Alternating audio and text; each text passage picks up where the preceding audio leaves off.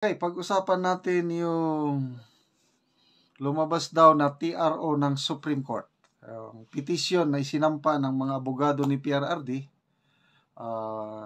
kinatigan ng Supreme Court, temporary restraining order na wag munang gagalaw o yung pakikipagtulungan ng gobyerno natin sa ICC is wag muna. Kasi naisampa ng petition sa Supreme Court. Ang problema, nakasakay na sa eroplano si PRRD at saka si Secretary Midaldea. Ito, nasa loob na sila ng eroplano at so far, yung latest monitor ko, hindi pa naman nagte-take off. Ang tanong, makakahabol kaya itong TRO para ipakita doon sa I don't know, kay General Torre ba o sa mga pulis. So, sayang kung ano.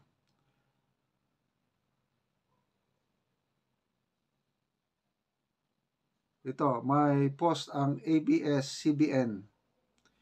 Just in, the Office of the Vice President confirms Vice President Sara Duterte is currently at Gate 1 of Villamor Air Base. OBP, she was denied entry though. Okay. So, baka ito na yung siya na ba ang may dala ng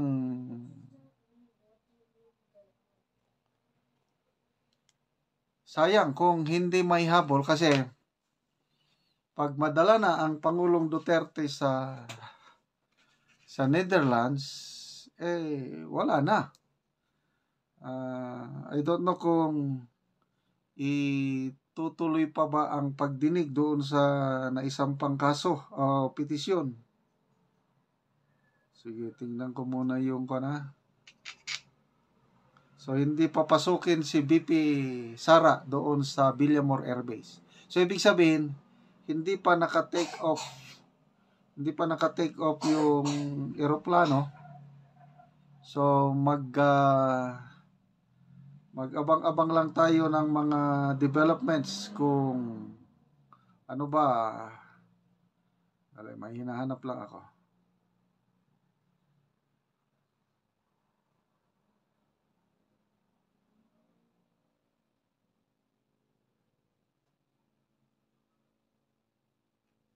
Ito, yung post ni Optic Politics. Breaking news. The Supreme Court granted the TRO petition of President Duterte and Bato de la Rosa, according to Attorney Raul Lambino. Kaya ang problema, wala yung TRO, yung actual copy ng TRO. Hindi alam kung sinong may hawak. Dapat maipakita ito sa PNP ba, kay General Torre o kung sino man ang nandun sa eroplano. So magbasa lang tayo sa comments. Too late, sinasabi ng iba. Sayang. Too late, the hero. Ano pa? Jermaine Bitoya, the plane, as long as it is still within Philippine airspace, can be directed to fly back. It's the Philippine Air Force job now to see to it that the plane lands on Philippine soil. Juliet Mendoza, praise the Lord, God is good all the time. Please help protect the Dutertes and the Philippines. Carolina Salvador, is this true? Please, we need authentic news. Sabi dito, Juan San Luis, too late. PRRD is now on the plane.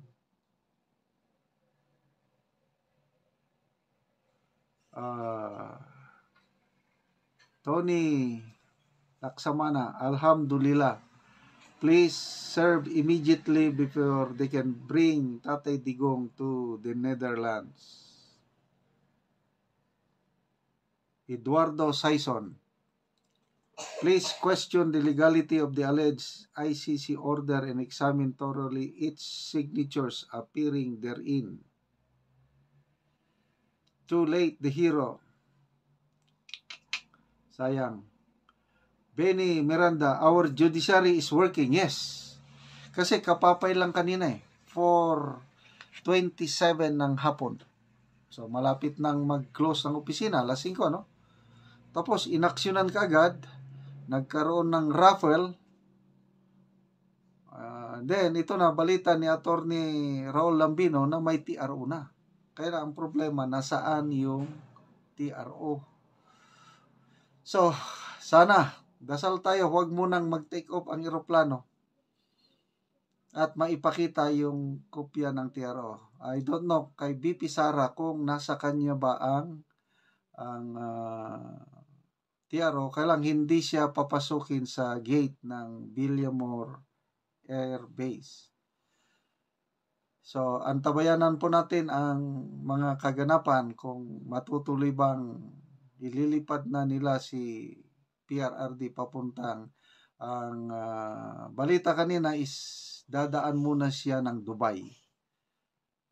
Stop over doon, mga ilang oras, pahinga, and then fly direct to The Hague, Netherlands. So, ako hindi ko akalain na mangyayari ito, biglaan. Okay lang sana na i-detain nila si PRRD, kasuhan, basta dito sa Pilipinas ang pagdinig. Isang malaking sampal ito sa soberanya ng ating bansa, yung lilitisin siya ng dayuhan, plus sampal sa judicial system natin na buhay na buhay. Okay, mga kaibigan, salamat sa inyong palaging pakikinig sa ating videos at nakakatulong kayo ng malaki sa Talaandig Tribe. Ang kita o income ng channel na ito, itinutulong natin sa tribong Talaandig.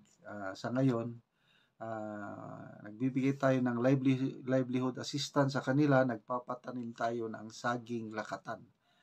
Kung may itinanim, may aanihin. So, panoorin nyo ang video na ito, kabalikat kayo sa pagtulong sa tribo.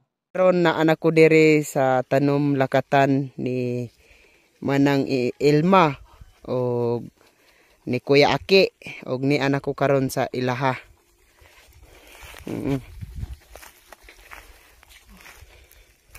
So nagbutang karon sila og puradan.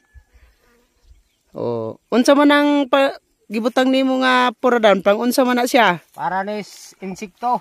Pampatay sa insekto. Oh, kay makuan man og insekto og dili butang ag puradan. Oo, para nga dili magkasakit. Oh, para way kuan nga sakit ba.